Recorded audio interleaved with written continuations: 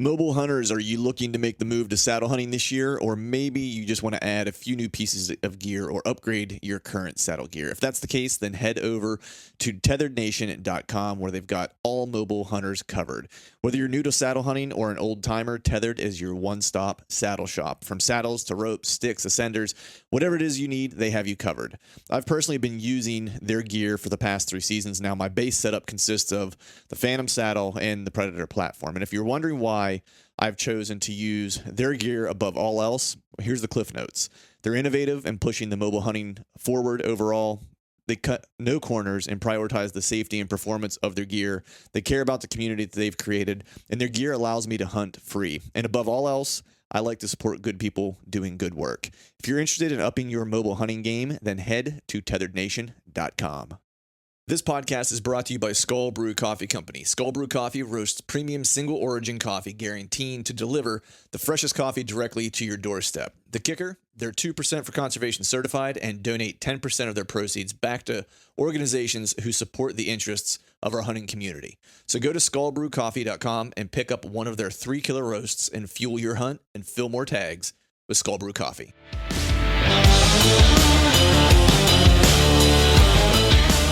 Welcome to the Truth from the Stand Deer Hunting Podcast, brought to you by Skull Brew Coffee Company. I'm your host, Clint Campbell, and you're listening to episode number 243.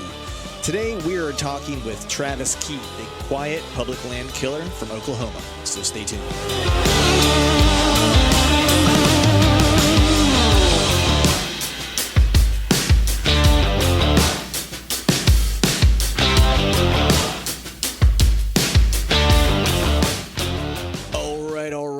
What is up, everyone? Happy Wednesday to you. Hope you're doing well. Hope you are feeling fine. I was actually just looking at the calendar, trying to figure out exactly how much longer I have until my whitetail season kicks off. And I think from the time that this podcast launches, I will have right around 4.5 weeks until I am with bow in hand and in the timber chasing whitetails. It's hard to believe that it's almost already here.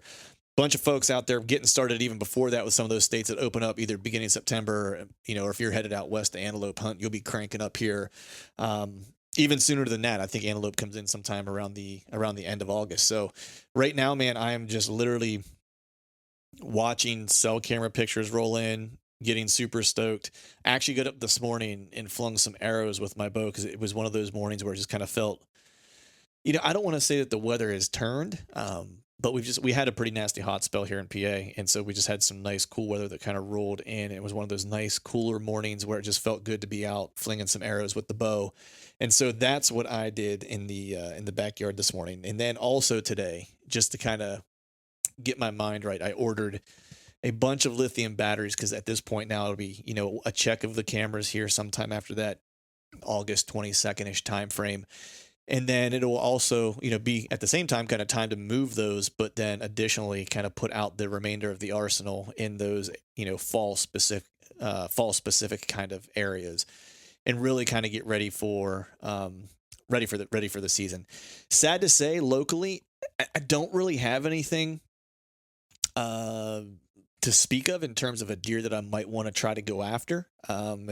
But it's not surprising. That's kind of been the MO, and I haven't really checked any of the cameras around here other than a couple of the cell cameras, and they're in some harder to reach places that are really more kind of probably October-ish, mid-October kind of time frame areas, and so not surprised that there hasn't been a whole lot kind of come across those cameras. But I do have a card check coming up here in the next couple weeks, and so at that point I'll start to really kind of make a game plan. But inventory on some of the other stuff that I scouted this past winter continues to roll in and continues to be positive, I guess is one way to say. And so, I kind of try to let my intel kind of, at least, locally, so to speak, I kind of try to let my intel tell me what my season's going to look like as far as where I'm going to spend time. And it looks like I'm going to be spending more time a little further away from home than I was originally kind of anticipating for this year, which is just as cool, bust out the trailer and get some time in the trailer and live and work out of that and do some bow hunting from that. But not going to belabor this up front, man. Before I jump into today's podcast, just want to make quick mention. If you're heading out on a travel hunt or not, but specifically if you're heading out on a travel hunt, head over to skullbrewcoffee.com, pick yourself up some of the backcountry pour over packs so you're not suffering through shitty coffee on your hunting trips. This is killer coffee, pour over. Better than the rot gut that you'll end up getting from the instant stuff that is out on the market. So skullbrewcoffee.com, use the promo code TFTS21, get yourself some savings for that. And then also head over to the truthofhimstand.com or on my Instagram page and check out the merch I have there. You can use the promo code TFTS21 and get yourself a discount on that as well. So let's get jumped into today's podcast, man. A couple weeks ago, we had Eddie Claypool on, which I'm sure a lot of you guys know who Eddie is. He is a killer, probably one of the best travel public land DIY bow hunters ever. The guy just doesn't have a bad season, it seems like. So whenever he mentioned a fella by the name of Travis, that it was a buddy of his that he felt was the best public land bow hunter that he knew, I immediately was like, I got to have this guy on the podcast. Actually had a couple of you out there, a couple of listeners reach out and say, hey, when are you going to have Travis on? Wanted to hear from this guy. And so he's by nature kind of a, not real he's not in media or anything like that. And so, I wasn't sure whether or not he would even be willing or interested to come on. He's a pretty private person. So Eddie reached out to him on my behalf to see if he'd be interested in coming on the show. He said yes. And so I was super stoked to have him on. Travis is from Oklahoma, hunts all public land, and really is probably just about one of the most humble guys that you might meet in terms of a guy who is killing high caliber deer regularly. A lot of what he kind of, I guess, attributes his success to is patience to a degree. But also his access. That's the one thing I picked up from him, is that he's meticulous about his access and will take the path least traveled or hardest traveled to make sure he's getting into an area that's going to be fresh, clean, and give himself the best opportunity. Super awesome guy, great hunter, really killer conversation. I personally was looking forward to doing this show. So hope you guys enjoyed as much as I did. And as always, I want to thank you all for listening. All right, folks, welcome back to another episode of the Truth from the Stand Deer Hunting Podcast. Today, I have on a guest that I just recently learned of. I was turned on to him from a fellow we just recently had on the podcast. We had our buddy Eddie Claypool on, and we just kind of got to talking about, different hunters that he knows that, that hunt public land, that he thinks are good hunters. And I'm always kind of looking for, guys that maybe, are off the beaten path, so to speak. Quiet killers, maybe, as I like to kind of refer to them. And Eddie turned me on to this fella. This is Travis Keith, the man with two first names, is joining me today. How's it going, buddy? Good. How are you? I'm doing all right. Appreciate you having me. Yeah, man. I appreciate you. I appreciate you coming on. I know you're pretty quiet. So, I know whenever I was talking to Eddie and he had mentioned you, and I was like, hey, would you mind reaching out to him and see if he would come on the show? And he was like, I'll talk to him. He's like, but I'm not sure he'll do it. He'll do it. So I appreciate you making time and coming on and chatting. I'm looking forward to chatting with you. I know you and I had a chance to catch up just a little bit on the phone. I guess it was last week, just to kind of connect. Cause it's always kind of weird when you just, the first time you're talking to somebody's on a podcast, right? It just feels kind of weird. Yeah, for sure. Yeah. This is the first for me. So awesome. Well, we're just gonna be two dudes talking deer hunting, and so I think you're more than equipped for that. So I think we'll just go ahead and jump in. So I always kind of like to start with a little bit of an icebreaker, so to speak, just to kind of level set folks so they know a little bit about you and a little bit about your background. So if you wouldn't mind, just tell everyone that's listening, where you're from, what you do for a living. Yeah, like you said, my name is Travis Keith. I'm from Northeast Oklahoma. I live, north of Tulsa. I grew up in Owasso, Oklahoma, pretty much my whole life. Currently, I'm like a stationary engineer, kind of boiler chiller operator. Operate and maintain, HVAC equipment for a large campus in Tulsa. That's what I've done since I was about 19 at different buildings or properties or whatever, just kind of in the HVAC industry. So right, nice. Blue collar for sure. Very nice. Are you by chance a Sooner fan? Yeah. Actually, I work for OU. That's the campus I work for. I work for the University of Oklahoma there at the Tulsa campus. So right. I like the Sooners football team and softball team, and and obviously got to root for them at work. So right, you might make some enemies if you don't, right? yeah, yeah, Yeah, well, because you guys are making some waves here recently, or making some noise with, I think you in Texas, possibly leaving yeah. for the SEC. That's kind of crazy. That is very crazy. Yeah, Yeah. way beyond my pay scale. Well, maybe, we have a pretty broad reach on this podcast. They might come talking to you after. No, I'm just kidding. They Yeah. totally will. This will actually be a chink in your resume. Actually, we're doing you a Yeah. disservice. This is definitely not getting any promotions after this one. I'm just kidding. Yeah. So you're in Oklahoma, right? You grew up, born and raised in Oklahoma. How did you start hunting? Like, was it typical? Your family was always into hunting, and you just kind of followed suit, or was it something a little bit different? Pretty, semi-typical. We grew up out in the country, so I, kind of had free run of some space. But as a real young kid, I mean, my dad, he was a squirrel hunter. That was his thing, and he was really good at it. And that's where I learned a lot of just woodsmanship, was going out with him. And we going out in September and slipping around river bottoms, and just learning how to walk like an Indian, walk silent and look for leaf shaking and stuff like that. And he really wasn't like a big game hunter, per se. During one of some of our adventures, we come across some deer, and that really, I was about 7 when I killed my first deer with him, and that opened my eyes to a new world once we got to try that for dinner or whatever. Right. And I was like, man, I want to go deer hunting now. Like, squirrel hunting's fun, and shooting dove hunting and stuff like that.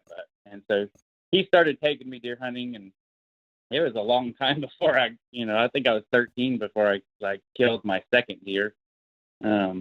And he took me enough to get me hooked, and once I was hooked, he just kind of let me go. And at about age 13, I think that's when I bought my first bow and arrow, just from a pawn shop. I didn't know anything. I didn't know you could adjust the sights or anything like that. I just took it home and started shooting it or whatever. About that time, I got an older brother that I hunt with a lot, and he didn't grow up hunting, as much as I did, but he's about 8 years older than me. So I was 13, and he was, in his early 20s, and kind of wanted something to do, something we could do together. Right. So he got a bow, and we just started shooting arrows in the backyard together, and which eventually led to, I loved hunting. I was always in hunting all the time, and he, so he really doesn't like, killing animals and stuff, but right. But he kind of got the bug, and we started going. He would take me, and we would go, and then we both just kind of got the bug, and I mean, we've spent a lot of time together, just trying to figure it out over the years. That's cool. That's always kind of cool, when folks have someone, an older brother or something like that. Even if they're not super serious or into it, just having that companionship and someone to kind of pal around with. Yeah, he wasn't in the beginning, but like, we're both competitive. I mean, we're both, grew up wrestling. He was a wrestler, a really good wrestler. And so I just, as the son of a welder, the brother of a wrestler, I had to be tough. There wasn't any other choice. So trying to keep up with him, and so there's a lot that adds into that, just being mentally tough. There's different things you go through, and having somebody like that there to, like, to push you, or you're competing against, kind of, and you push each other. But now, I mean, he works as hard as I do, and it's just, we've had a lot of good times for sure. That's awesome. That you and I have that in common. I was my dad was a welder in the Navy, went to work for a factory back home. I grew up wrestling. So, and then all my cousins, were wrestlers as well. Okay. So, it was, I can understand can relate. I can totally relate the tough upbringing. I mean, there were plenty of cousin fist fights, and I didn't have a brother, but we spent so much time together, our family, where it was, it was pretty rough and tumble. We had a couple different tiers of cousins that we, some that were fairly older, probably about your brother's age, older than us, where I was probably 13, 14, and they were in like their, 20s or just graduating from high school. And my other cousins that are about my age, we were all, 10, 12, 13, maybe 14 years old. And the older cousins they just whooped our ass pretty much every chance they got. Yep. So that mental toughness, I'm totally I'm totally familiar with that. But what's the other thing that kind of is funny that struck me when you were talking is that I've done a lot of podcasts. I think I don't even know what number this is, Travis, that we're doing, like 240 something. And it's funny because a lot of the guys that I get a chance to talk to that at least in my experience that have been really good hunters, a lot of them didn't start out deer hunting. Actually, a lot of them started out, and that they didn't have necessarily, like, whether it was their dad or their grandfather kind of getting them into hunting. It wasn't typically, big game related. It was always, hunting squirrels, rabbit hunting, pheasant hunting, like bird hunting of some sort. It was always that kind of smaller game. And maybe that was because that older, the older generation or whatever, maybe that was just a lower barrier to entry for them cost wise and stuff like that. So that was just what they did. But, is there anything that you picked up during that time, that you can kind of think about that it's like that you still use to this day? Maybe might be one way to ask it. Oh yeah, for sure. I mean, kind of like I mentioned, just, like I remember going, squirrel hunting with my dad. And I mean, like, the main thing he would say when we were slipping through the bottoms is, you got to walk like Indian, and he just meant walk silently. Right. Like, don't make noise. You walk slow and don't make noise, and you're always looking, and yeah, that's a lesson. Me and my friend Jeff, he grew up, kind of hunting with us. And I mean, we still use that when we're, last year when we were in Colorado slipping around, trying to look for elk, like that's always in the back of your mind, when you're still hunting, like, that's just a good lesson. Yeah. But yeah, like I think of, maybe partially to your comments of, like, some guys just growing up hunting, a little bit of everything, small game to eventually large, is like, you're actually learning how to hunt, on your own. Like, if you're hunting a bird, if you're hunting a squirrel, or if it's a rabbit or whatever, like, you're having to figure it out on your own, like, and grow from that. It's not just, be a 10-year-old kid and, your dad take you out and set you on the food plot and harvest the biggest deer they grew that summer, Yeah. Which, that's awesome. I have cousins that get to do that stuff, and there's two different worlds of hunting, and, they're two different ball games, really, so. Yeah. But that's how I think of it. I mean, like, I got to grow up and just kind of had to figure a lot of things out. Yeah. We went to the woods, and he taught me a lot, about safety and about, slipping around and, different things. And, yeah. And then a lot of things you just got to figure out on your own, and what works and what doesn't work. And, messing things up is where you learn, like, when you screw it up, that's when you got to learn from it. So the next time you don't screw it up again, and yeah. If somebody answered all the questions for you, I don't know if it would be that fun, like, if it was just, here's exactly what you got to do, Yeah. But, yeah, it was always, for me growing up, it was kind of an adventure. It was kind of how I looked at it. I grew up in a rural area, and similar to you, my dad deer hunted, and we deer hunted growing up, but we did a lot of small game hunting too, whether it was squirrels or rabbits or whatever. But the cool thing was growing up in the middle of nowhere, I could come home from middle school and grab a shotgun out of the closet after school and be like, I'm going to go pheasant hunting today. And just to your point, just go out and explore and mess it up, and and just be in the woods, and kind of learn a little bit on my own. That little bit of independence, was good. And it's interesting that, talking about slipping through quiet, your dad kind of saying, you got to walk like an Indian. It's funny how, we have all these things in hunting, like from tools, gadgets, whatever the case is. And when it comes right down to it, at the end of the day, still some of the two most effective things is the ability to be quiet and observe. Yeah. You know what I mean? It comes down to like some pretty simple things to try to be successful. It's like if you don't do those two things well, it doesn't really matter what camo you have or what boots you got or whatever. It still comes down to being quiet and being still. Right. Yeah. Which you can't go out and buy off the shelf. Yeah. And and so that's where a lot of the shortcuts come in. Yeah, exactly. Get the same result just with different shortcuts or whatever that work for different people. So I want to transition here real quick, man, and I want to start talking just a little bit about where you're from to get a kind of a sense of the habitat and terrain. So can you just kind of paint a picture, I guess, for me of the area that you typically hunt? Is it walk-in permission access? Is it public chunks? What's the habitat and terrain look like? Currently, and for the past 6-8 years, I've just been hunting public property in Oklahoma and Kansas. Mm-hmm. In Kansas, everybody knows there's walk-in ground and there's public ground. I really don't have any permission. I don't really have any permission spots that I can think of at the moment, really. Mm-hmm. But so I mean, it's prairie habitat, creek bottom habitat to river bottom habitat. Northeast Oklahoma has a lot of lakes, a lot of rivers and a lot of lakes, which there's a lot of creeks flowing into all these lakes. And so there's an unlimited amount of water, shoreline, creek, river access, and obstacles.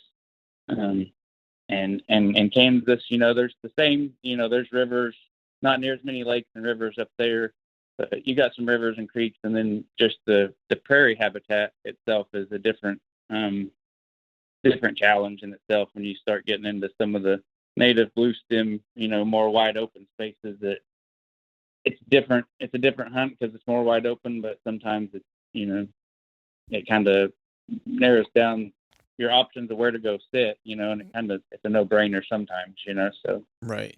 But so in a season, I'm expecting you're kind of probably transitioning back and forth between probably hunting from an elevated set to hunting from the ground and still hunting. Is that fair, or are you doing one more than the other?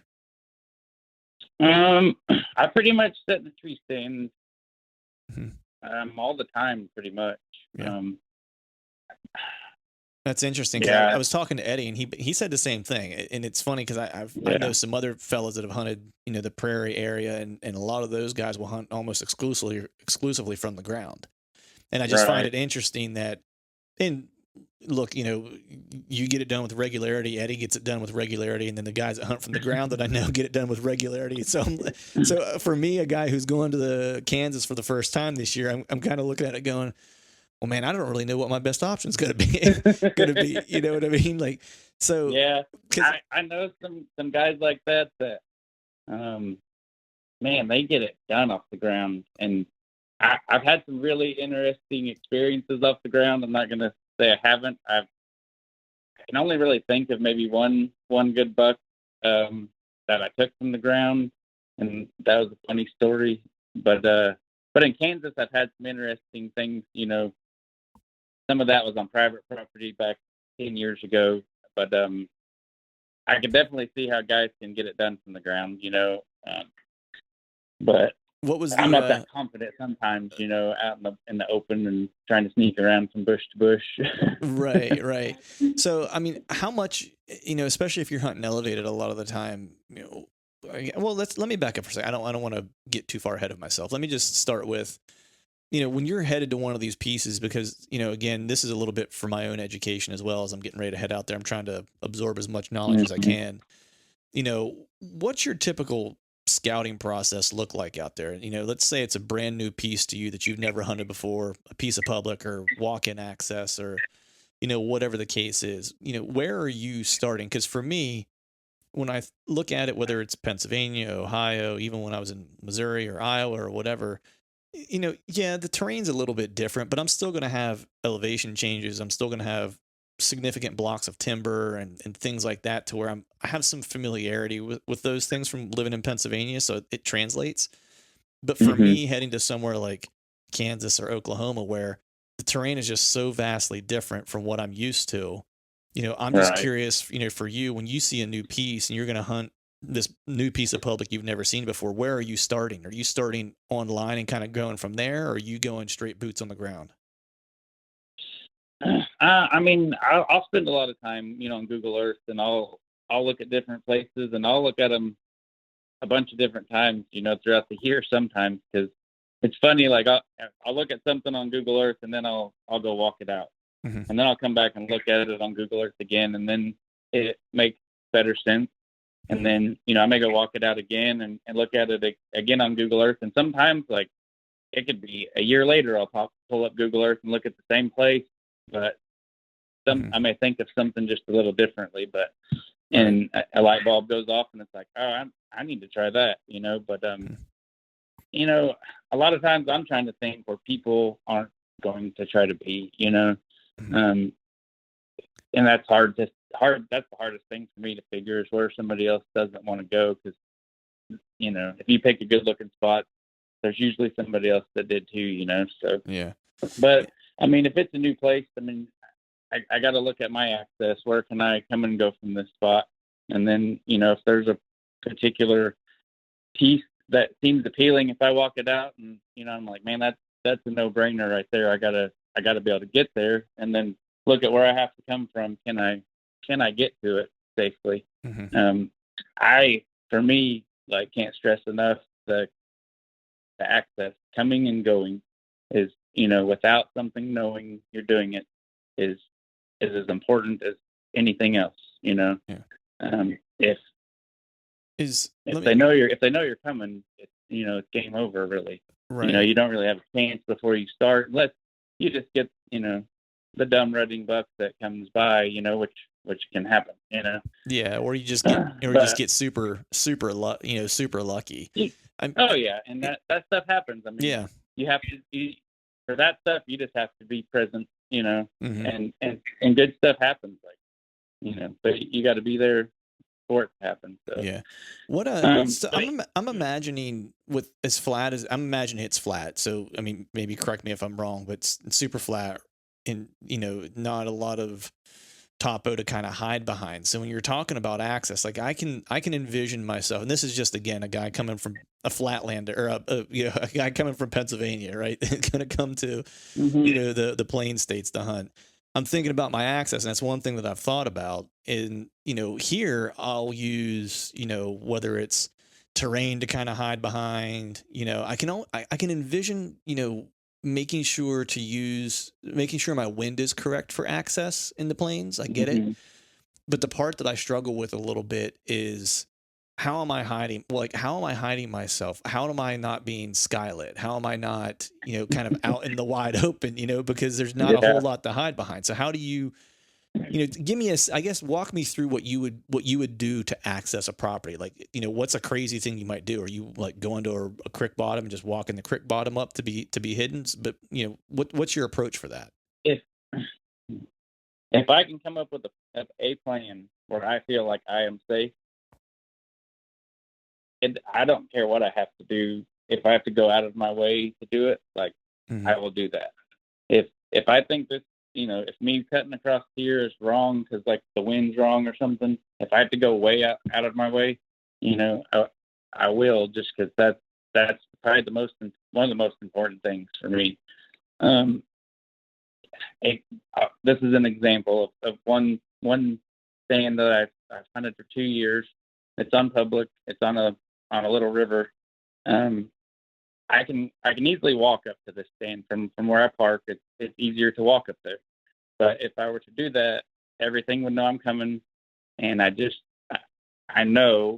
feel, that isn't going to work.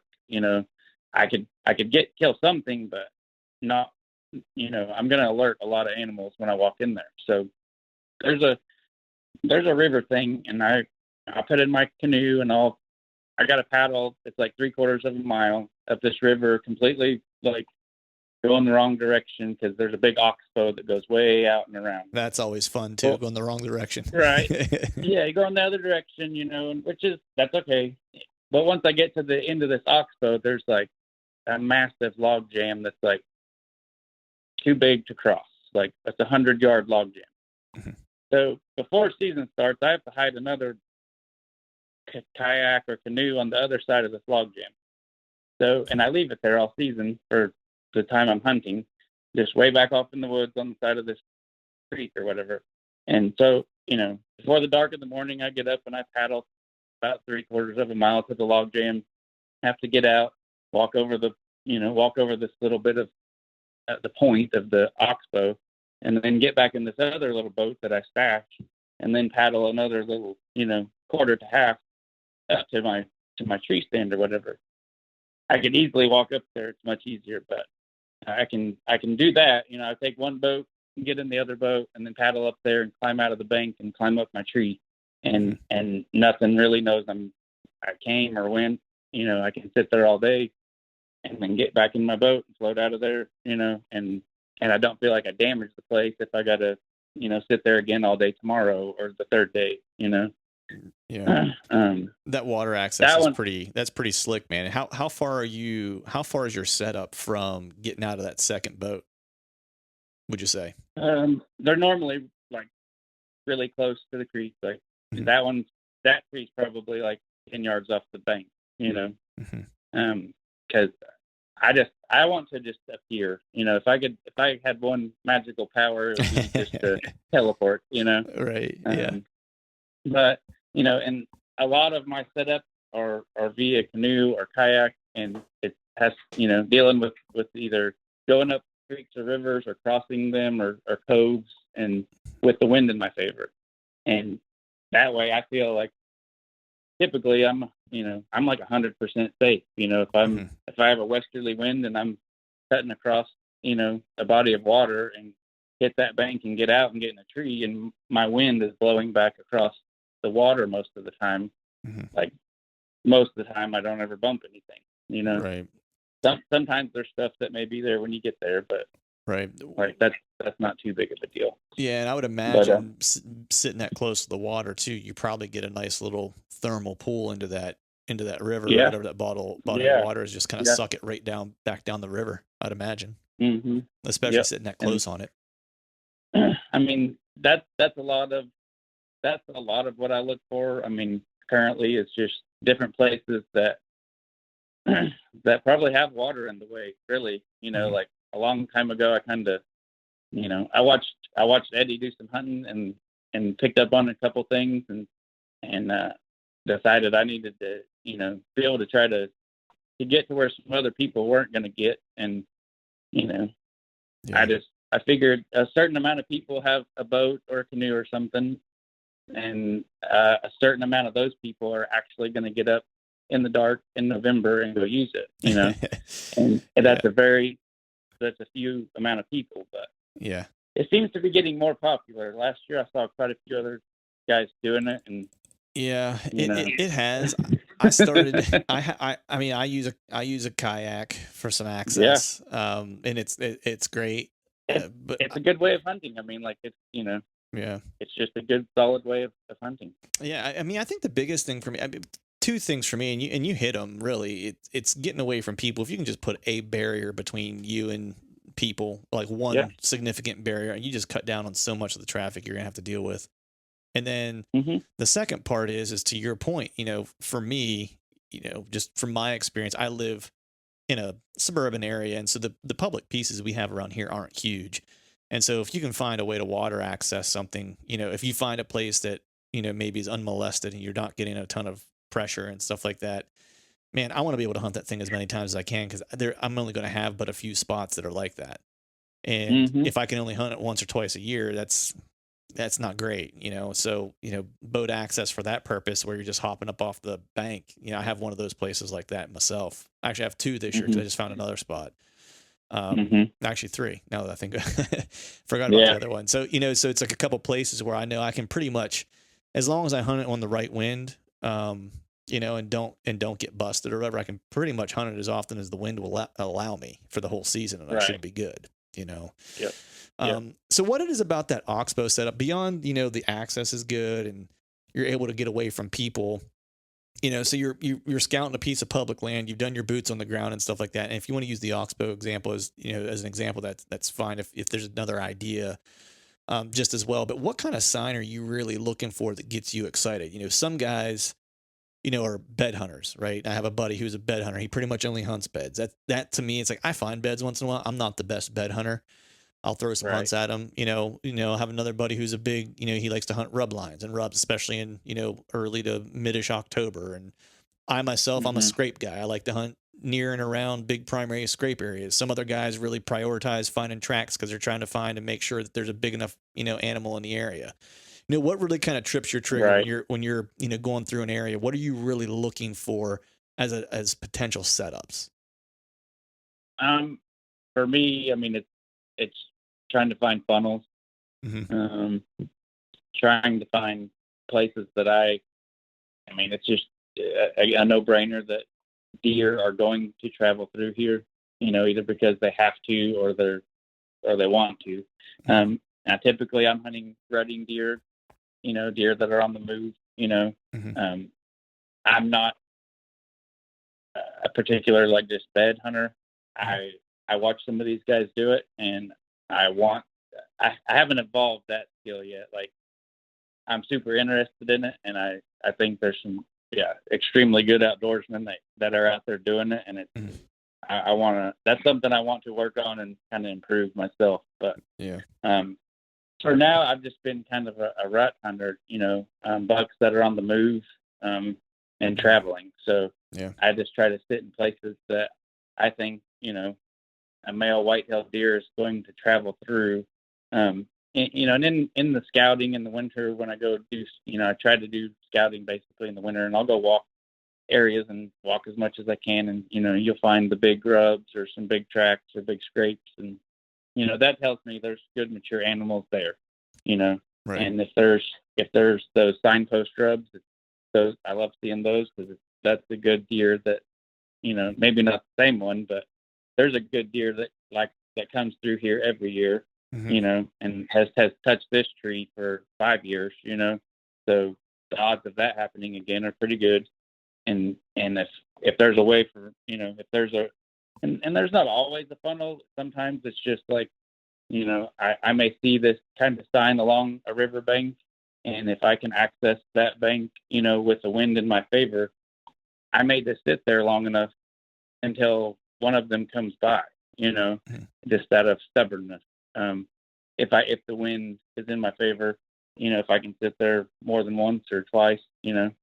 but and a lot of it's just getting into some of those spots and then being there and spending the time there, during that time of year, when they should be traveling and looking for does and moving up and down, creeks and rivers and stuff like that. Right. So let me ask this.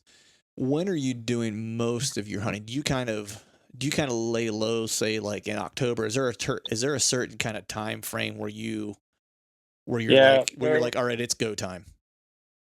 yeah, I mean, if I had my way, I would just hunt the whole month of November, Mm-hmm. but Oklahoma, Oklahoma seasons are not set up particularly well for the bow hunter. Um, we have an archery season, and then like the second half of October is like a muzzleloader season, and that throws all the guys out there on the public. And then you have about 3 weeks typically between muzzleloader season and rifle season, which rifle starts about November 21st ish, Mm-hmm. you know, and for Oklahoma, like that's when I have to get it done, when the deer are rutting and when the guys in orange aren't out Yeah. there. And so that's my window. I take off those 2 or 3 weeks and I just go hit it hard. And, at the same time, I'll go up to Kansas and hunt up there too. And, November in Kansas is always good. You never know what you're gonna run into, Yeah. so it's not, I'm not saying it's any easier up there, but Right.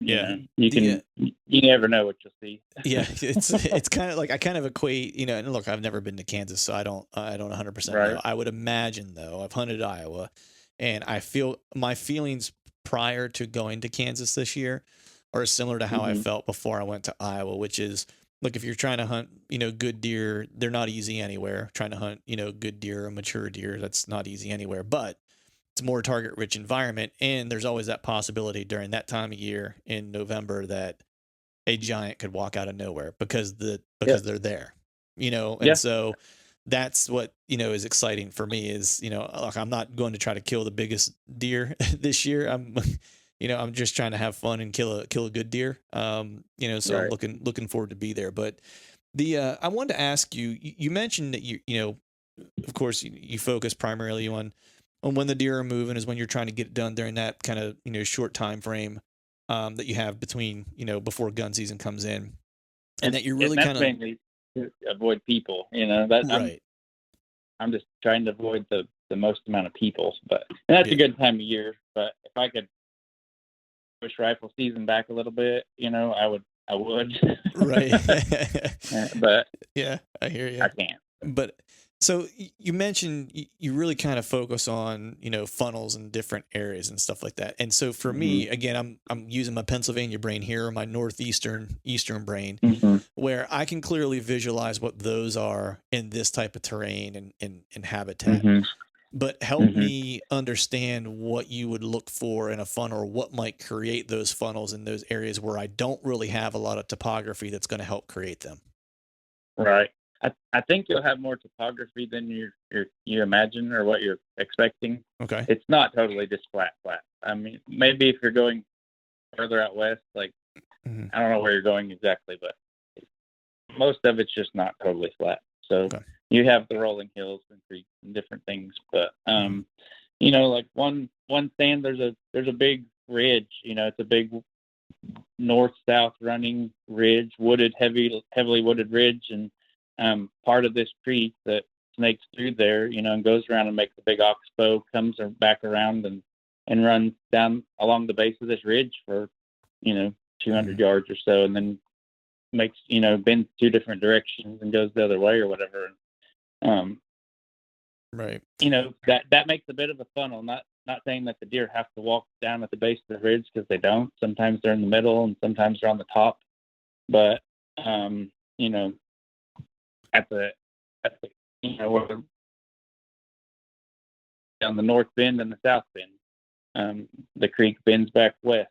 Where that where that ridge spills out in the creek bottom, it's just kind of a natural funnel, where things come off that ridge, and I can sit in one corner with a northeast wind, and then if the wind switches, I can kind of float back down the creek and get in this other tree if it switches to like a southeast wind, and so that's what happened last year. The first year I hunted it, I just had the one stand for like a northeast, and just because it pinched up against this ridge, and I saw big rubs in there that I scouted it in the winter before and saw a big rub, and I mainly just really wanted to know what lived back there, and that's when I found the log jam and realized how much BS I was going to have to go through to get back there. Like I wasn't really sure if I was going to do it or not, but like I told myself I would, and then like eventually I did, and so the curiosity killed the cat. I had to get back there to know what made that rub, So and so I started the year, and realized, well, what happens if the wind switches? I got to like get down and get all the way out of here, because I don't have any other option. But I can hang one right back behind me, and get in that one for a southeast or whatever. And so that happened this year. I sat in that tree, northeast wind, and then middle of the day the wind switched, and I got down and went to the other tree. And at 1 p.m., I ended up shooting a deer out of the other tree, just out of randomness, So right. But it was that willingness. Yeah. And there's a little more detail to that story that I'll explain later, that maybe that I feel was a big contributor to that happening. But other funnels, I mean, we're in Kansas especially. I mean, some of it's no brainers where you just have some big creek bottoms that are running up through massive prairie country and stuff. And if it's like a big north south drainage, like the whole drainage is kind of a funnel, Mm-hmm. like if you're sitting along it with an east wind or a west wind blowing, not going up and down the drainage, like those deer are going to travel up and down that stuff looking for does. If it's an east-west drainage, you got an easy north-south type setup, Right. As far as picking the exact spot, that's when you kind of can walk up and down that drainage and maybe notice, the rubs or the scrapes or, a particular thing that would choke them down to, instead of 100-yard area, maybe half of that, if it's a big blow down trees or, a ditch or something like that. But, Mm-hmm. Yeah. Those drainages are interesting because I know whenever I was talking to Eddie, he was talking about, or we talked about it just a little bit. And, I was asking him just about October hunts and stuff like that because we have a mutual friend that likes to, when he hunts and takes his trips, a mutual friend of ours does it pretty much in October before the, the rut pressure rolls in anywhere. And this mutual friend of ours suggested I consider going to Kansas in October because he was like, you can probably still get something that's on a bed to food pattern. You could probably glass one up, watch them for like a day or two, and then go in and try to intercept. And so I was asking Eddie a little bit just about like, where he's found, bedding or where he's potentially hunted beds. And what he had mentioned was in those drainages. And he said, if you go back, and I'm just curious if you've had a similar kind of experience. He said, if you go back and maybe follow like a drainage, almost like a river or a stream would have like a secondary or a third kind of branch off of it. And he was like, if you go back into those areas, he's like, that's where I've typically found, bucks bedded. So using your example, if you got an east-west drainage, those secondary kind of branches would be those, those north or south facing branches, so to speak. And right. It didn't dawn on me until after he had mentioned it, because we have something similar around here where it's like if you're hunting ridge country, you might have an east-west running ridge, and you're going to have a bunch of secondary kind of ridges that come off that are like north and south ridges. And now a lot of times that's where you'll find bucks bedded. And so it's literally like the same topography feature, only inverted. And I'm just curious, do you see some similar things to that where like those secondary kind of branches off of those drainages are those kind of like areas that maybe are good funnels or good places to kind of check? Yeah, absolutely. I mean, he's right, and he knows more about deer than most people. Right. but yeah, and I think kind of what he's saying is, some of those bucks, and especially mature bucks, like to get out by themselves, and have some peace and quiet, and they'll get up in the head of one of those drainages and out there in some places that you wouldn't really expect them to be, but there's a reason they're there, because like you can't really get to them, like if they lay there and can smell one wind direction, and then they can look the other direction, and they're just laying underneath one little tree on a pond dam, at the head of a little prairie draw, like they're pretty smart, like they got it figured out. Yeah. But in the same time, they will get up and go to cruising and go down that drainage, or and it's not the main part of some drainages, it's the little fingers like he's talking about, that they'll go troll around in looking for those does, and they'll have we call them plum thickets. They may have a better name for them, but they'll have some of that thick habitat in the head of those draws, and a lot of times where maybe two of those little draws maybe come close to creating a saddle basically from one drainage to another. Right. Like those Kansas deer don't have any problem hopping over those saddles and going from this drainage and hopping over to that one and cruising down that one and then making a tour. Yeah. And I've hunted in some places that would think outside the bubble or off the wall, or seem crazy because you may be out in the tree in the thicket out in the wide open or whatever, but like sometimes that's where they're at. Yeah.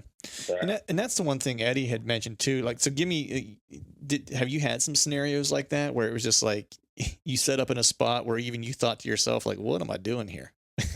Oh, absolutely. I mean, like, yeah, for sure. Some of the spots I still sit, once I get there, I'm like, man, this sucks. Like, what in the world? This is like I promise, like one of the trees where I've killed some good deer. Every time I go there, I'm like, this is the suckiest spot in the state of Oklahoma. Like this is terrible. It's terrible, and it's all you can do to make yourself sit there. But I know it works. Then I have to sit there because it's worked too many times now. Like yeah.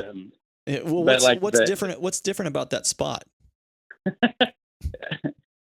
That particular spot, it's like it's a south wind spot. It's on a tributary of water, and basically but it makes a little bend there, so the creek just makes a big enough. It's a north south running creek, but it makes just big enough bend west where I can sit there and have my wind blow south and blow basically straight up the creek without it going straight up the bank, And so that's what caught my eye. That was it about that spot. But there was a little funnel feature to it because there was like an overflow pond, not too far off the river, which made like a 20-yard pinch point, and that's what caught my eye originally. It was like that is a very narrow spot, but the deer don't really travel past that much. They kind of turn around.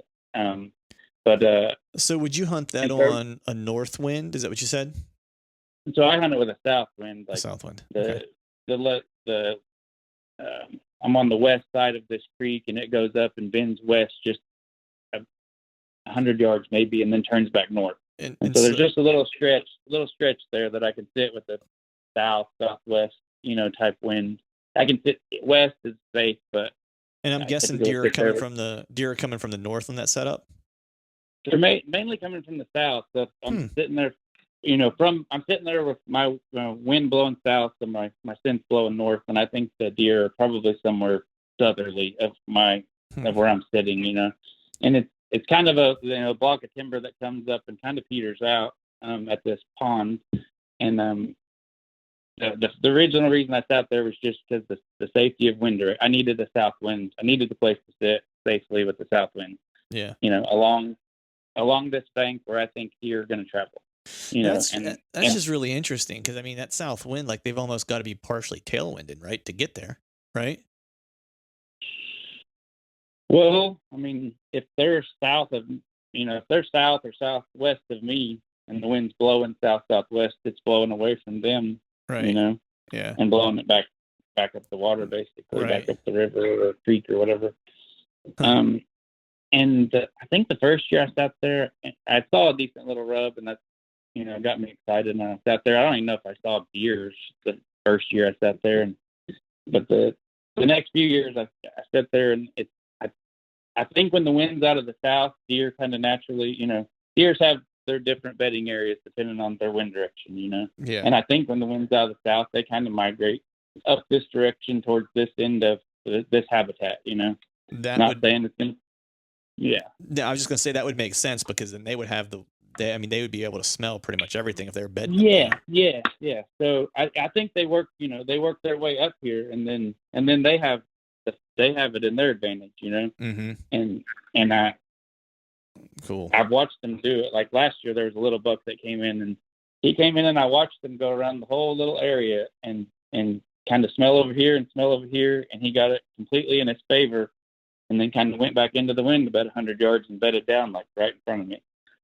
But that's funny because my next question was going to be, I was going to say like, well, why do you think that they're there? But then once you mentioned it, that they're possibly coming up there to bed, I was like, well, that makes sense. Yeah, because then they've got the wind. Yeah, so, I think when the wind's favorable for them, they work their way up into this area, and then the wind's in their face with a south wind, and they're doing the same thing I'm doing basically.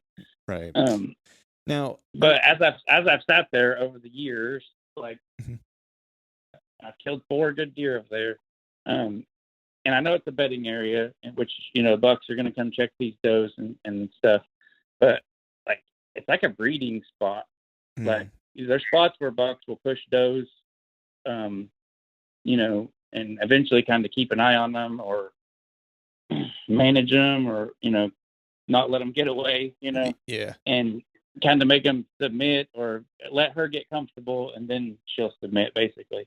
And this is one of those spots because I've seen it 3 or 4 times now where a good buck will bring a doe in here and then just kind of back off, and he'll let her be comfortable and let her relax, and she may go bed down in a thicket, and he may go stand there or lay down next to her, and she may get up, and he'll get up, and he's being pushy, but he's not, and he's just kind of letting her relax, really. Yeah. And I mean, about three different bucks that I can think of have done that in this exact same spot, and I it's probably just because it's a bedding area, and they know to come up there and check for them, but it's also it must be a really sanctuary, safe feeling place for them to push up in there and then get relaxed enough to to breed and all that stuff. Yeah, So, or the buck knows he can kind of cut them out up there and not really get bothered by other bucks, you know, because I know that was one thing Eddie was mentioning too, was just around that, because I forget which deer it was that he killed. I think it was like a big deer he killed in that blue stem. He said was out in the middle of nowhere. He said, but there he just kept seeing this buck like out here that he thought that this deer would be out here, and he was literally just cutting a doe out and brought it out there to breed her, and that's where he would cut. Yeah. He would bring does to it, and he said it was in the middle of like nothing. It was like literally nothing. Like there were the one tree he could get into, and that was it. And everything else was just blue stem grass, I guess is what you guys. I don't know what that looks like, but and that's why he set up there. So that makes sense. It seems like that's I mean, I know that happens in other places. I don't know if it's in like real thick timber or whatever, that it's a little harder to find or see. I saw that whenever I was in Iowa. There was one particular deer that I saw it for a couple. I missed him actually twice, which sucked. But he actually, I think it was the third time I'd seen him. I guess the third and fourth time I'd seen him, he had a doe that he had cut out, and he was just spending time in this one particular area. And it seems like they almost have, like, especially as mature deer, where they might cut something out and take them off away, even if it's outside of like an area they might typically be. They just have this little spot where it's like a hidey hole that they're gonna, like, I got my girl, I'm gonna take her so I don't get bothered, and then I'll be back in the game once I'm done. Yeah, I agree. And I'm not so sure the does aren't just as a part of that as well. Like they want to be comfortable too, Yeah. And I think they like to go off into a secluded place, a brush pile, the head of a prairie draw, somewhere that, they can relax and then be comfortable or whatever, instead of just being ran to death. Yeah. I know. If you have the option, do you want to be run to death, or would you like to go lay down? I would opt for lay down. Yeah.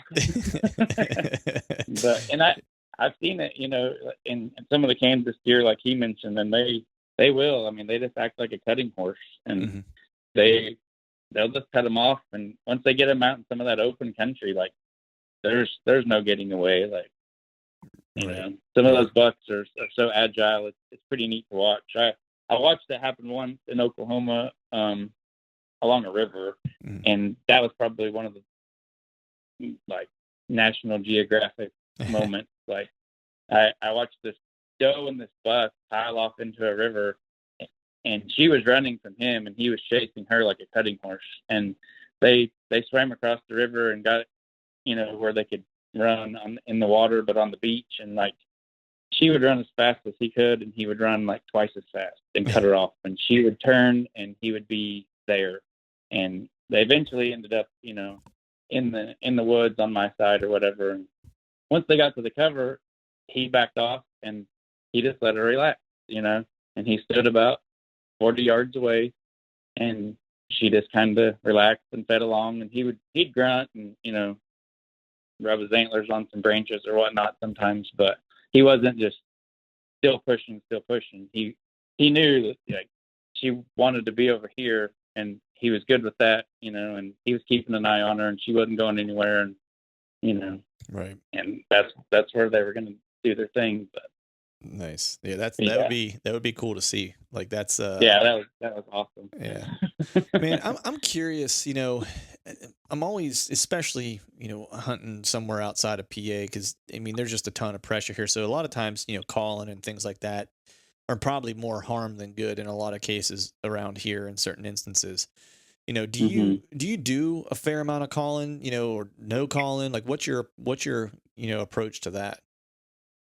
Yeah, I do a little bit of calling, a little bit of grunting, and then I'll throw in a little bit of rattling every now and then. I've had more success, kind of rattling in a deer in Kansas more than I have really in Oklahoma. It probably just depends on the pressure and the seasons and how these deer get hunted differently than some of those up there, because they get the muzzleloader season and all that, But I don't call a lot. I mean, I don't like do the snort wheezing and all that stuff. I mean, I'll let out a little grunt every now and then, and I'll clank my antlers. I got a pretty good set of antlers that have a good sound to them, and I'll hit those once or twice throughout the course of a all day sit. Like in the morning sometime and maybe in the evening sometime. But I've rattled in a lot of good deer before. In Kansas, I've seen deer and then rattled to them and had great responses and had them come in on a string before. Right. Have you found you've had more success rattling in the morning or the evening, or are you not really sure? Because I know some folks that they have different feelings about when rattling works for them. Right. I don't know if I had a particular one. I don't know if I've really thought about it, if one worked better in the morning or the evening. Yeah, I'm just I'm curious. not sure exactly. Yeah, I mean, I've done it at all times, really. I mean, and so now I've put something in your brain. You have to kind of pay attention to it this year and see what see what happens. In Oklahoma, I don't really rattle a whole lot. If it is, it's just to make a little bit of just enough noise to, I'm not simulating two bucks fighting really, just a little bit of antler noise, to get something curious maybe, but right, a little bit of light sparring to say, hey, there's a couple deer in the area type of thing. Yeah. Any decoying for you, man? Do you ever get into using decoys? No, I never have. No. I never have, or scents or anything like that. Just I pretty much just try to hunt the wind, keep the wind in my favor and get into a spot and get out of a spot. So, right. Yeah. I mean, if you're doing those things right, you're typically ahead of the game in general. Right. You know, in a lot of cases, because a lot of people's hunts kind of stop before they even begin because of those things specifically. Yeah, they're keep it simple. I try to keep it simple. And that's my approach. I don't do a lot of trail cameras really. I mean, I have some and I put them up, sometimes and got pictures every now and then, but I don't really use them or rely on them. Just you're really kind of just relying on like the sign that you see and stuff like that to kind of qualify if there's a good deer in the area and stuff. Just hunt kind of how we would if we didn't have all this stuff really, kind of picking a terrain feature, maybe scouting it, saying, yeah, there's deer sign here, there's good deer sign here. If I sit here, I could be, with the wind in my favor, this might work. And then actually just go do it and see if it actually works, Right. No. For me, I don't do enough cameras to feel like I'm being productive. Sometimes I feel like I'm unproductive. If I don't get a picture, then I might get frustrated, or if I feel like they know I'm there. Like each time I go in there, if I want to check that thing or something like that, I may go hang one in one spot that I hunt, but like I never want to go check it unless I actually go there to hunt, Yeah. And then I don't really want to get out and walk 20 yards over there because like that puts scent on the ground that something might walk by while I'm sitting here today. So, well, I mean, I think the approach that you take is pretty. I mean, results speak for themselves. It's a solid approach. I mean, you're like your style. I don't want to put words in your mouth, but your style is more of surprise. Like you want to be there before they ever know that you've potentially ever been there, and you want the first encounter to be the one where an arrow goes off. Essentially, is it? I mean, and there's something super cool about that, just from the perspective of, when you walk into a place, man, like you don't know what deer necessarily is around the corner per se, and that is kind of exciting. Like that's the one thing I always kind of enjoy about hunting out of state, is because I don't know what deer are possible. I'm reading sign, trying to figure it out, and I think there's a good one here, but who knows what's going to walk by me. I'm just going to try to set up the best hunt I can and see what happens. And I think that's something that I think folks get away from some. And I think, it's always good to add some of that back into your life, in my opinion. Oh yeah, absolutely. I mean, like I said, there's a couple different ways of hunting and getting the job done. And that's where I'm at. And, some guys have different resources than others. And, that's just how I know to do it. It's just kind of the work at it, and just feel like I'm safe going into a place, and then kind of put my faith into that, and put my time in and see what happens. Yeah. And there's a lot of satisfaction when it does work. Yeah. There's a lot of satisfaction that comes with that. Yeah, and there's conviction in what your eyes are telling you too.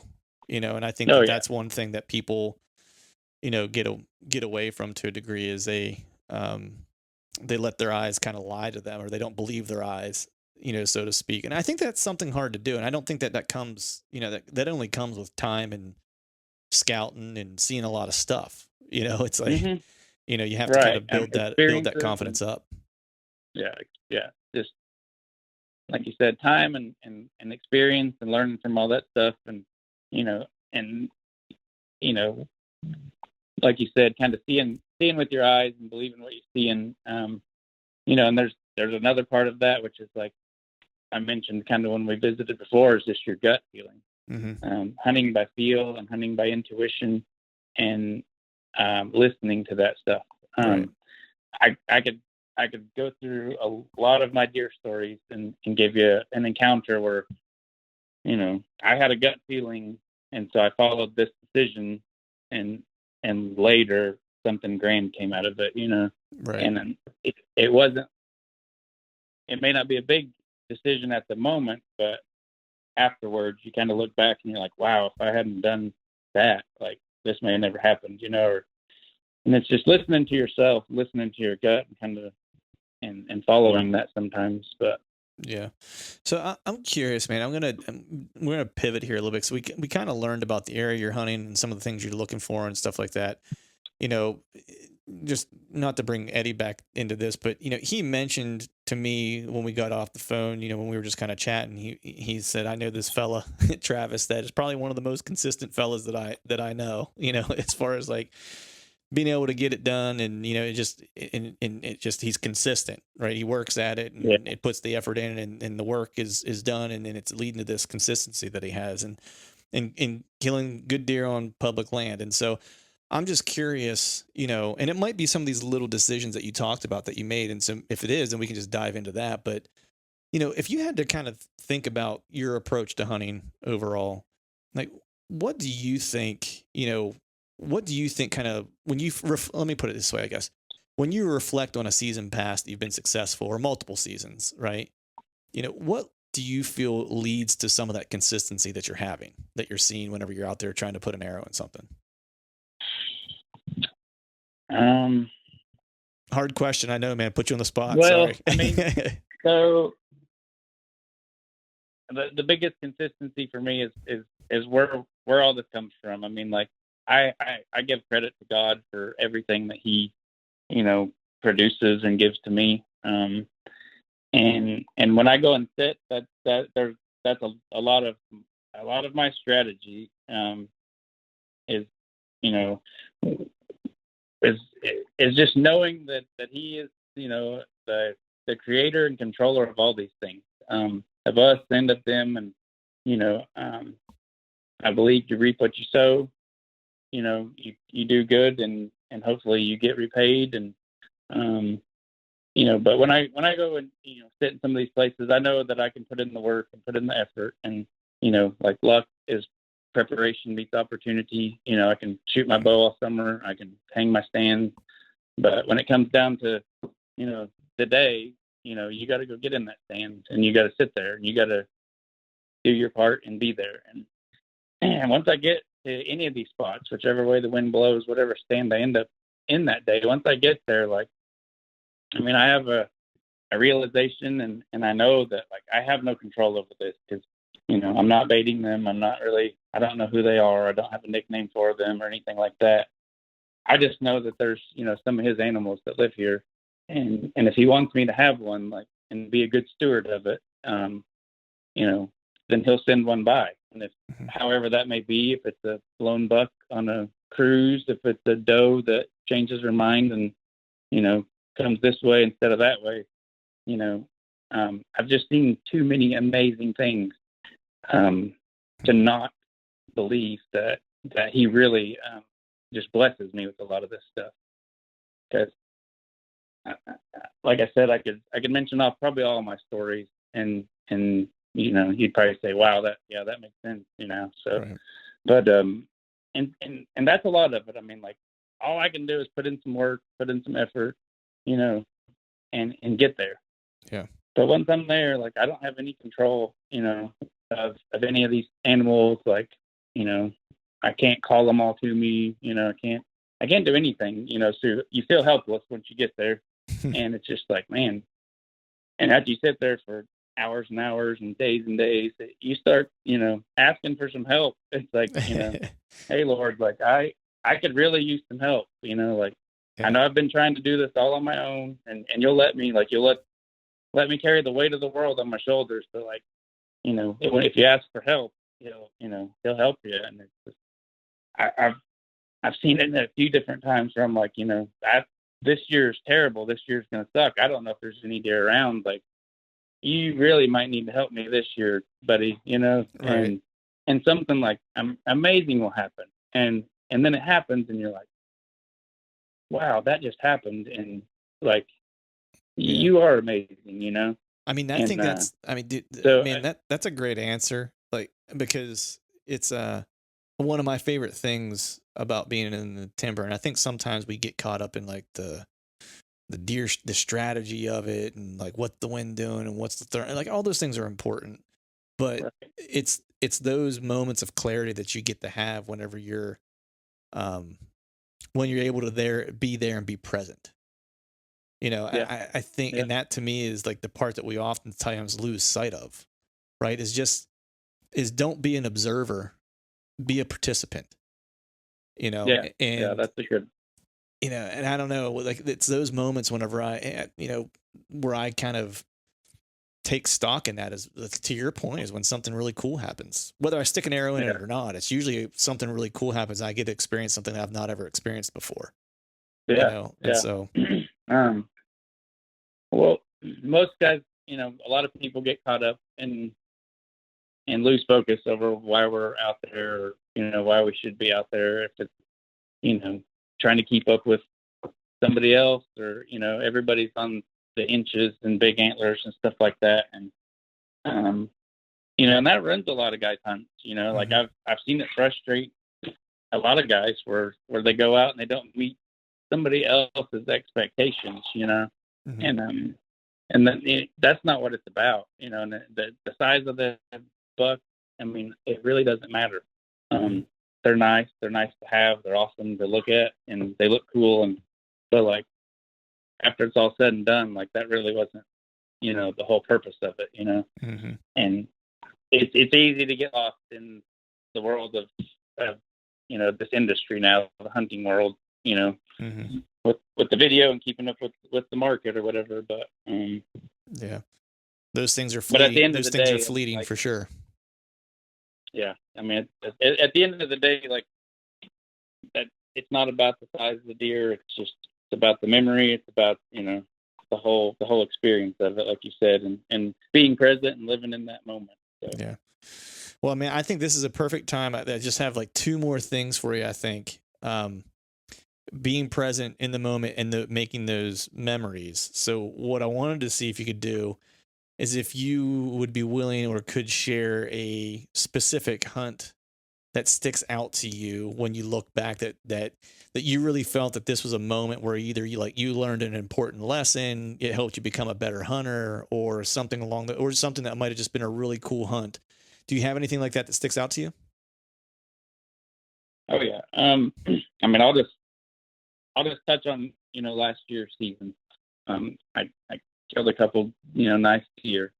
I'd hunted Oklahoma, out of that southwind stand I was talking about, and ended up shooting a good deer, what I thought to be in the liver. It was back and it was low, and he didn't go very far, and he looked ill. He looked sick.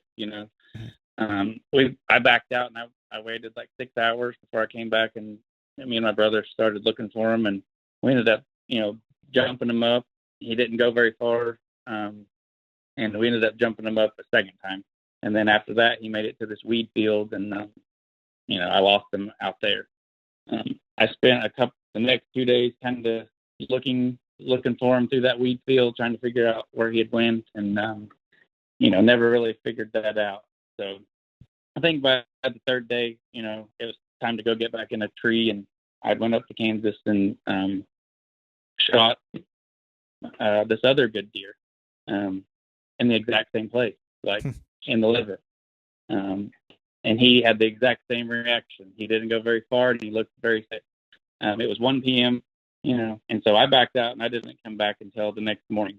I knew 6 hours obviously wasn't long enough, and I had a good feeling he was going back to his bed, and so I wanted to let him get there, and hopefully he was there the next morning. So I go back the next day, and I make it to that bed. He's not in it. I do see a drop of dried blood, and I see a drop of semi-dried blood, which led me to believe he was there that morning, and he got up and walked out when he saw me walking in.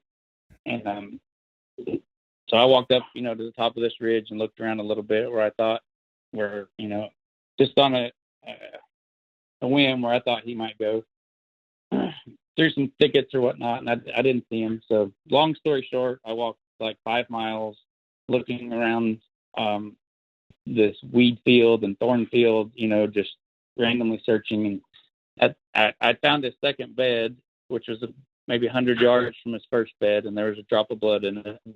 I'd go back to this point, and then I would, I'd venture off and go search, and then come back to this and regroup and just kind of search this whole area. And at the end of the day, it was getting 3 o'clock or so. I had about one more good long search before sunset, and throughout the day, I never really got like discouraged and down. It's real easy to get discouraged and give up, and think what you're seeing is terrible. Like there was very little blood, and then you call your buddies and you're like, well, I did this, he acted like this, this is what I'm seeing. And they're like, yeah, that doesn't sound too good, man. And it's discouraging. But in the back of my mind, I always just kind of felt like I wasn't going to give up. And throughout that day of walking through all the thorns, I was just kind of like, Lord, just kind of guide my feet, just help me with my decision making here and there, and just take me where I need to go. And so I was laying in his bed, kind of just relaxing, figuring out what I needed to do. And I was like, I need to go one more good walk. And I stood up, and about 20 yards away, there's a doe standing there, and she's like 10 yards off of this trail that I've already walked down. There's a deer trail, and then she's just off of it a little bit, and she's 20 yards from me. And I kneel down, and she kind of eventually gets nervous and leaves. And I was like, well, I wonder what she was standing by. And I was like, I'm going to walk over there. And I walk over there, and there's this deer laying there. And he's dead. And he's 25 yards from where I've been looking all day long, Like I walked 5 miles around him, and he's 25 yards from where I've been laying, looking. And it was just like, I broke down in tears, because it was just like the satisfaction and not really giving up, and knowing that he kept a good attitude, and it was just kind of a test of like of will, not giving up, not getting discouraged, not getting down at the mouth, not being like, dang it, and just kind of going and going and going. And then it was like he was like, you've been good, like, here you go. Right. You can have him back. Like you're gonna hang on to this guy, and you're gonna be a good steward to him. Like, yeah, you can have him back. Yeah. And man, I was so grateful. Yeah. And so I brought him home and dealt with him, and then ran right back up to the deer camp or whatever. And and was going to get back in the stand, and the next day I was going to go get in that southwind stand where I wounded that first deer and hunt a little bit and then get down and go look for him. And about time it's time to get down, and my brother was supposed to meet me and all this stuff, and I didn't want to bother his hunt. And I was like, don't worry about it today. We'll do it tomorrow. Like I'm going to go take this tree stand down. That's, it's about a mile up the river or whatever. And so I walked up the river in the middle of the day and like took my, I didn't walk, I paddled actually, Right. but took my canoe up the river or whatever, and took my stand down, and that was kind of the end of the day. I may have hunted that evening, whatever. So the next day comes, and same game plan. I'm gonna sit, and then we're both gonna go look for this deer. We're gonna beat this weed field down. He's got to be out there somewhere. And just as a reference, from where I shot the deer, let's just say he ran 400 yards south. Right. And so this tree stand I took down was a mile north, so opposite direction. So I get down on that Thursday, and I was like, well, I need to go look for this deer. And then I remembered I'd left like this machete that was laying on the river up there when I took my stand down a mile up the river, like a $20 machete from Academy. But my daughter had got it for me for Father's Day, like 5 years ago or something, Mm-hmm. And by the way, my daughter's name is Easton, so she got named after the arrows a long time ago. That's awesome. But so I was like, oh man, Easton got me that machete. I need to go get it, Mm-hmm. And it's a mongoloid of a walk, And yeah. So I walk up there and I get my machete, and I'm just kind of walking back. I was like, I'll do a little, November fresh deer scouting, on my way back. Like just look at some of this deer sign while I head back down that way to go look for my deer. And I'm going, and I'm about halfway back, so I'm still 500-600 yards north of my stand or whatever, which that deer had ran like 400 or 500 yards south, right? And I'm just in some big, like, tall yellow grass, flooded, stuff, and along the river, and kind of walk up in this little depression, and there was like a couple of cottonwood trees, and I walked up in there, and like I just had this feeling, and I was like, this feels like a good place for something to like lay down and die. Mm-hmm. And I looked over, and like at the base of this cottonwood tree is this, I see a deer's rib cage, and I'm like, well, there's a dead deer. And I walk over there, and it's my buck that I had shot 10 days earlier. Jeez. And I, for not 10 full days looking, from the day I shot him to 2 days looking to this, I'd been looking, and I had my bow in my hand the whole time, Right. And I'd been looking for this deer actively to try to, find them and get them. And then, here I go walking up the river, and I come back, and all I've got is the machete in my hand, and it hit me. And it's like, and again, I never really got down in the mouth about this deal either. I was, bummed about the situation, but I wasn't, I hadn't given up. Right. I didn't really expect to find them, but the story wasn't over. I didn't feel like it was over, like he was gone, Mm-hmm. And I was standing there, and it was like the same feeling of like, you've been good, and here he is, and like now you have the right tool to remove, basically what you can salvage, because the coyotes had got to him, and he was 10 days old, and Right. the meat obviously wasn't as good, but I'd been walking around with a bow and arrow looking for him, and I wasn't really going to be able to remove his head with that, but Mm-hmm. but if I had not left that machete, on accident the day before, Would have never made it there. and if I hadn't decided to walk up there and get it, Yeah. just because my daughter bought it for me, Yeah. like Well, you can't make that stuff up, yeah. know. Yeah. That I feel like that's her deer though, right? Do what? I said I feel like that's her deer then, yeah. right? She gets her own deers for sure. Yeah. Nice, man. But I mean, that one was just like, I don't know how to, like, I couldn't make that up, That's and crazy. certain man. little things happen, and it's a gut feeling of, yeah, you should you should go get that, Yeah. And it would be really easy to be like, no, I'm not going to walk up there and get that. I'll just go buy a new one, Yeah. But it's so just much listening to those little things. it's so much of success in general, not just deer hunting, but just in life in general, is doing the little things. It's the things that people don't pay attention to and that people aren't going to get recognition from. Right. And those are the things that a lot of folks don't want to do because there's not an immediate reward to it, or an immediate gratification from it. But the secret sauce, in my opinion, here we're getting all philosophical, but secret sauce, in my opinion, to life is all those little things. It's it's every single one of them. It's, because those are the things that lead to those, I guess, moments of meaning that you'll have, whether it's in the deer woods or with your family or whatever it is. Those are the important things because those are the things that are overlooked. And those are also the things that the people you care most about recognize. It's like, it's not like taking the family on the big vacation. It's being present at the dinner table. It's not buying your daughter a fancy car on her 16th birthday. It's being there for her year 1 through 16 when she needed you.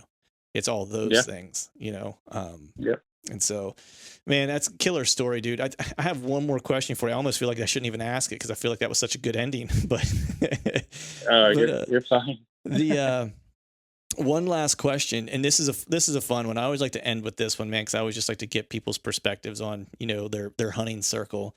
But 3-on-3 basketball. You're familiar with I don't know if you watch much basketball, but like a 3-on-3 tournament, pickup game. If you had to build a 3-on-3 basketball tournament with nothing but deer hunters, and the goal of that team was to kill, good deer on public ground like your life depended on it, who would those 3 hunters you would pick to be on your team? Oh man. Obviously probably Eddie and my brother. Yeah. Yeah. And then do you have one more?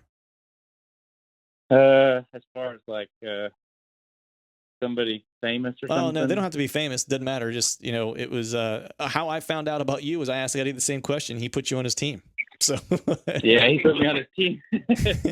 Oh, dang. Man, the guy, one of the guys that I learned a lot from, he's not here anymore. If I were to could pick anybody, I would say Bert. Mm-hmm. An old buddy of mine that was he was good at what he did for sure. Nice.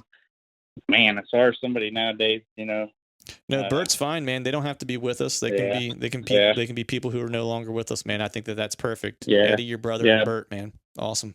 Yeah. Killer. Albert Nitz was his name. He used to run an archery shop in Bartlesville and stuff like that. I used to shoot archery competition and stuff for him, and he would be like this guy you're described as a silent killer, one of the guys that was extremely good at what he did and nobody ever heard about it. Well, he was one of those guys. Nice. Well, hopefully a couple people hear of him today, listen to this. Absolutely. And hey man, I appreciate you coming on, sharing your stories with me. Honestly, this conversation was refreshing, man. Just your approach. It's salt of the earth kind of approach, man, that you don't get a lot of, in these days, so to speak. Your grit, your work ethic, and your faith and humility, it's inspiring, man. I just appreciate you coming on. Yeah, no, I appreciate you having me, and feel free to call me anytime if you want to talk deer. Sounds good, buddy. All right, folks, that is a wrap for today's show. I'd like to thank all of you for listening. And if you haven't yet, please head over to iTunes and leave us a 5-star rating. And hell, while you're at it, head over to YouTube and give us a sub there too. I'd be super appreciative if you'd be able to do those 2 things for me. And before I shut this thing down, I need to give a big shout out to our partners who continue to help us make this podcast possible. Tethered, Exodus Outdoor Gear, Skull Brew Coffee Company, and Maven Optics. And until next time, we'll see y'all.